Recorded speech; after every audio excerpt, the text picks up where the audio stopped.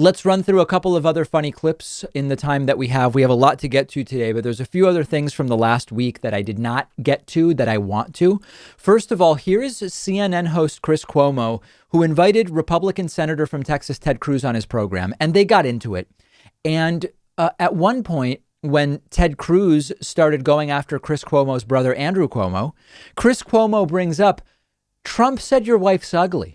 And of course, it's true. Recall the story back from the campaign where Donald Trump did indeed send out a tweet saying that Joe Biden, Ted Cruz's wife, not Joe Biden's wife, although it wouldn't shock me to hear Trump talk about Joe Biden's wife, but no, that Ted Cruz's wife is unattractive.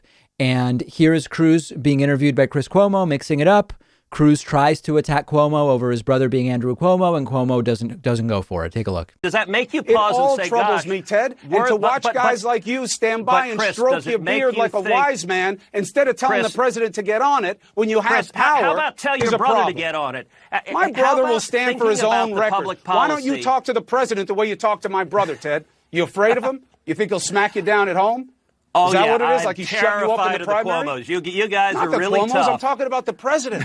My brother's not the president. I'm talking about the president, the one who called you a liar, the one who said your wife was ugly. That guy, the guy now who you won't say anything about. I recognize that you actually wonder why you don't have a lot of Republicans that want to come on your show. I have more than any other show. And yell at me and insult. I'm not yelling at you. I'm raising my voice to match your own because you want to play games, Ted, and people are dying. That's okay, Chris. You're perfectly fine to scream and yell because you know what? Oh, but you don't. You're doing it because you don't want to discuss the substance. Like I had you invited me on the show to actually talk about the Supreme Court and talk about the book One Vote Away. It is indeed true. Donald Trump, back during the 2016 Republican primary, tweeted out a picture of Ted Cruz's wife alongside Melania Trump with the message, "A picture is worth 1,000 words." Very unflattering image of Ted Cruz's wife. And eventually, Ted Cruz still got in line and still supported Donald Trump. And he doesn't want to talk about that incident now with Chris Cuomo.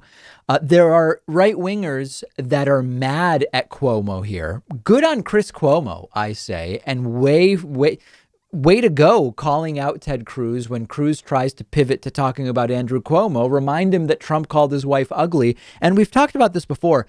Why is it that these people who Trump brutally and disgustingly attacks, even attacking their families, how is it they get in line and support Trump? Is it because they see Trump as the only path to power and they don't want to be on the outside? They're desperate to be on the inside. Is it that Trump goes to them with some kind of compelling case that he makes? Does Trump apologize to them behind the scenes? I can't imagine. I've never seen Trump apologize publicly for anything ever. So it's hard to believe that's the explanation. I don't know what it is. But I'm curious to hear what you think. Why do these people that are viciously attacked by Trump on a personal level, right? I mean, the Kamala Biden thing, okay, saying Biden was racially insensitive, it is a personal attack in a sense because it goes to who Joe Biden is. But it was all very clearly politics and about the things Joe Biden did as an elected official, as a legislator.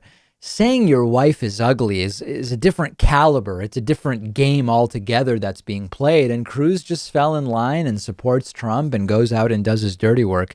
Let me know what you think explains it. Every single day, the Trump administration shows us what happens when anti-science Christian conservatives have power in government on everything from climate change to fighting this pandemic.